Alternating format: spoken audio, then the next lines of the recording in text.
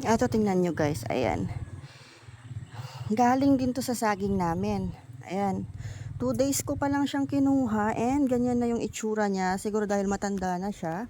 Ayan, dyan siya galing oh. Actually marami yan guys. Iba-ibang variety ng saging yan. Ayan. So papakita ko sa inyo. Ilang ano lang to guys. Tatlong ano lang yan. Ayan, tatlong piling lang. Pero ganyan lang siya kaliliit kasi maliit lang siya. Ayan, maliit na saging lang siya. Pero pwede na. Ayan. O, alanganin pa siya. Ayan, hindi pa ganun kahinog.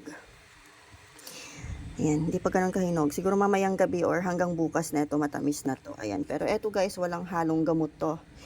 Ayan, puro yan, pinaano ko lang siya. Ginanyan ko lang siya, ayan. Ayan, hinayaan ko lang siyang mahinog ng kusa. Ayan.